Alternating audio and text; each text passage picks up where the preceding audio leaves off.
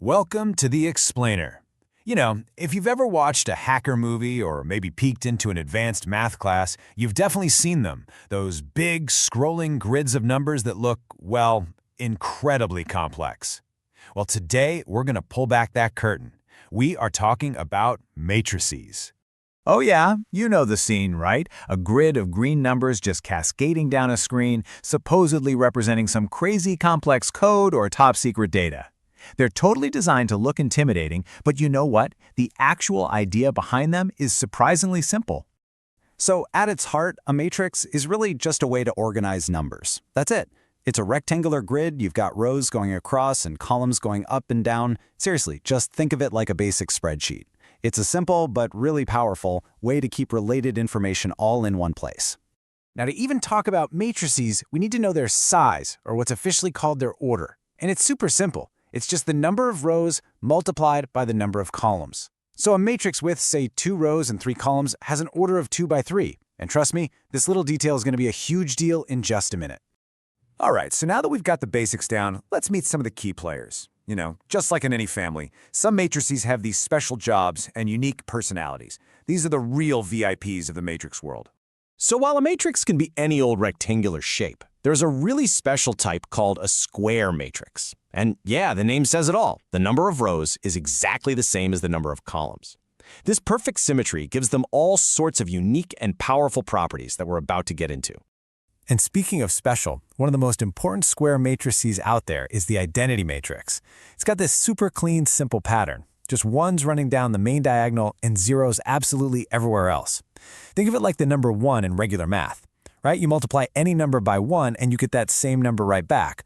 Well, the identity matrix does that exact same thing but for matrices. Definitely hang on to that idea. It's a major player.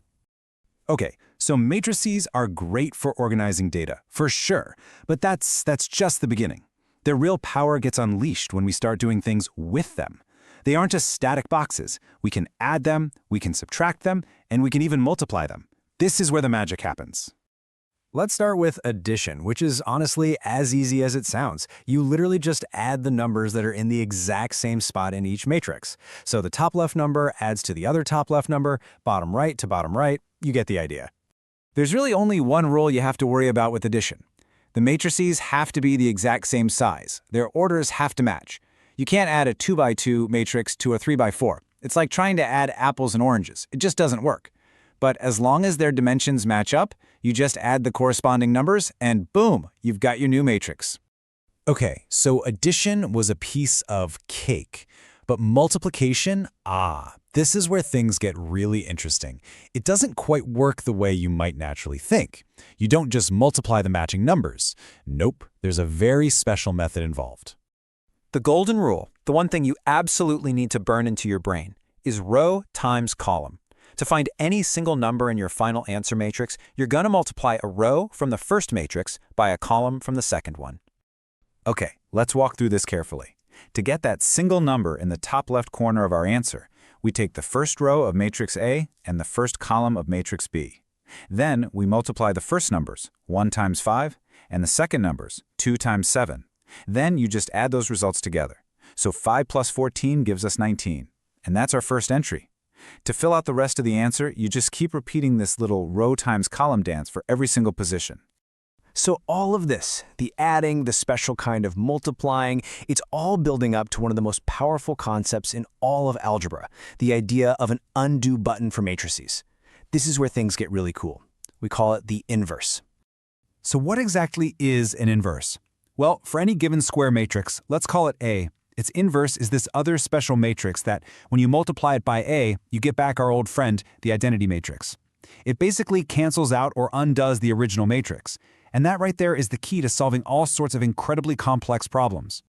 But finding this undo button, this inverse, it isn't always possible. And even when it is, there's a process. It all starts with calculating one single special number from the matrix. It's kind of like its secret code. This secret code is called the determinant. And for a simple 2 by 2 matrix, the formula is super straightforward. You just multiply the numbers on the main diagonal and then subtract the product of the numbers on the other diagonal. This one number is the ultimate gatekeeper. It alone determines whether our undo button even exists in the first place. And here is the absolute deal breaker. If that determinant you just calculated turns out to be 0, you're out of luck. The matrix has no inverse. The undo button is just gone. It doesn't exist for that matrix. Game over. But if the determinant is not 0, we are in business.